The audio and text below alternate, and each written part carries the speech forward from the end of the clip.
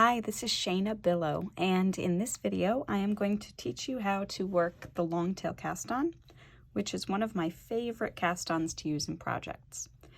So, like its name, you will need a long tail of yarn as a part of this cast on. So generally, I plan for about 1 inch or 2.5 centimeters per stitch that I need. So if I were to need to cast on 100 stitches, I would plan out about 100 inches and a little bit extra of yarn. That's a safe amount for worsted weight yarns. You need a little more if you're working with a chunky yarn and a little less per stitch if you're working with a lighter weight yarn. So I'm going to take some tail here.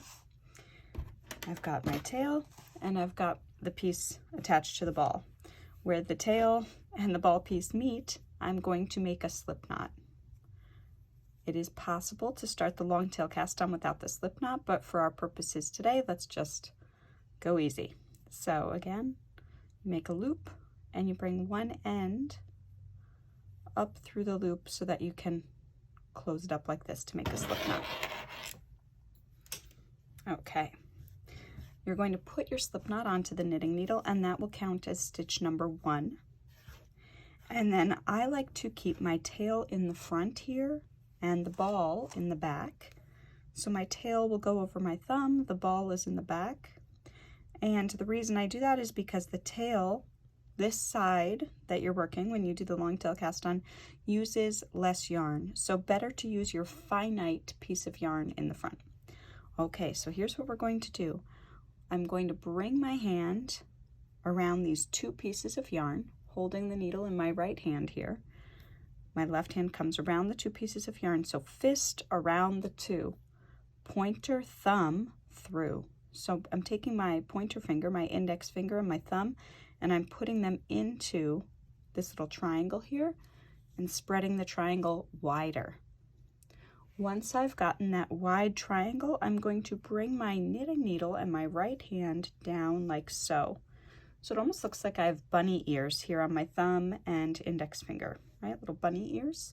You want to make sure you have this X. That's what's going to help you here. All right, so let's just do that one more time.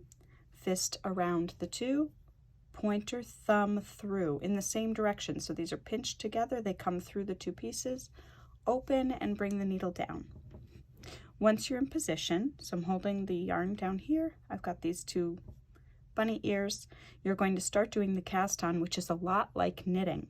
You're going to insert the needle up into your thumb as though you're going into a knitted stitch. Wrap the yarn around like you wrap the yarn when you knit a stitch, and bring it through the piece on the thumb. So again, we're going up the piece on the thumb into that X. Once our needle is up here, we're going to bring it behind the yarn that's on our index finger and then down the thumb, so out of the X, and then gently tighten the thumb piece while you put your thumb back into position. So you go up the thumb, down the pointer, down the thumb, drop the thumb and put it back into position with the yarn.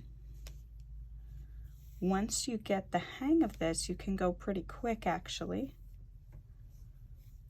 by just getting your thumb back into position and holding your pointer finger still. Now to control the tension, I split a stitch. To control the tension of your cast on and make it elastic, you want to make sure there's some space here between the stitches. So I like to kind of keep my finger in position, my pointer finger on the right hand needle, to keep a little bit of space here, to keep it equally spaced and flexible. The tighter you pull the piece that's on the thumb in between the stitches, the front end, the tighter your fabric will be when you go to cast on. So you can keep a nice even tension by leaving a little bit of space between the stitches, which spreads out the loop on the bottom. Happy knitting!